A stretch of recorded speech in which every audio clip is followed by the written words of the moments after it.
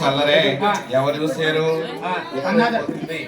అయితే నలుగురు కూడా స్వామివారిని వెనకడాతున్నారు. 4 మాట్లాడుతున్నారు.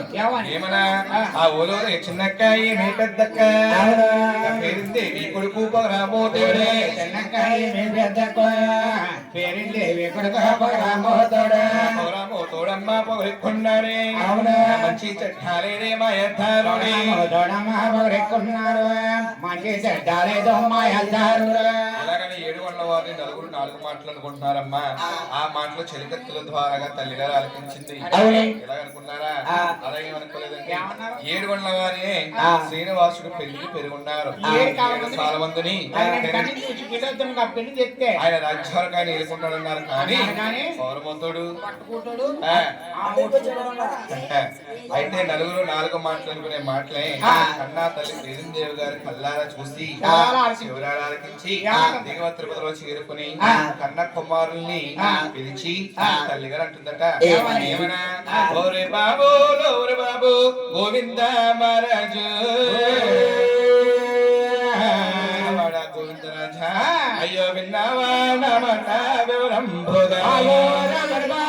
గోవింద మహారాజు విన్నావా నా మాట మరి ఎవరం భోజనకు పెళ్ళిళ్ళు అయినాయి. రాజ్యాలు ఏలుతా ఉన్నారు.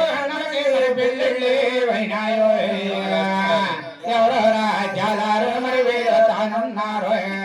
ఎవరు భూముల వారు 7 బయట 7 గంటల వారికి ఇంకా కళ్యాణం కాలేదు నాయన. ఈనాటి కాలమందున నలుగురు 4 మాటలు వెనకనాడుతున్నారు. కాబట్టి మీరు 6 ఏకస్థలయ్యి 7 కాల మందికి తగినట్టు కన్ని చూసి పెళ్లి వద్దున్నాక పెళ్లి చేయరా పెద్ద కుమారా గోవిందరాజు అన్నారు. మీ తండ్రి గారి వయసు పెద్దదైంది. అవునా? ఈయన బయటికి వెళ్ళలేదు కదా. మీ 6 ఏకస్థలయ్యి మీ చిన్న తమ్ముడు శ్రీనివాసుని కళ్యాణం చేయండి నాయన అంతనే చెప్పారండి. ఆ మాటలు ఆలకించారు. తల్లి గారికి ఏమో చిన్న కొడుకు అంటే ప్రేమ, తండ్రికి ఏమో పెద్ద కొడుకు అంటే ప్రేమ. మధ్యకాలంలో ఏట్లో కొట్టుకోవాల్సిందే. కాకినాడ ఏట్లో పడతాం. అయితే వాళ్ళ ఆస్తి పంచుకోవాలి కానీ ఎందుకు పనిచేయాలి. వారు తల్లి చెప్పిన మాట తనయులు ఆలకించారు. వస్తాబోలవుతారా మీ అన్న మాట మరి తనయులు ఆలకించారు. మొత్తాబోలవుతారా మరి మీ అన్న 7 గంటల వారికి కన్య కోసం వెళ్ళడానికి అన్న తమ్ములు 6 కూడా ముస్తాబులు అవుతున్నారు. వారు కాస్తే భేదలు కాస్త కాశీలే కట్టేరు.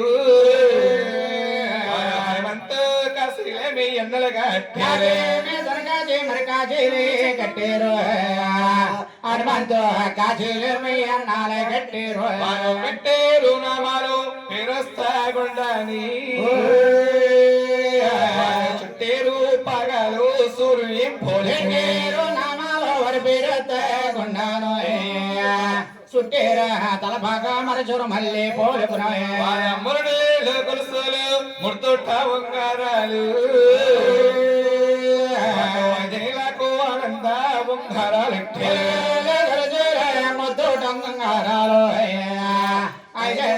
కానందారు బుధమూలే పెట్టారు.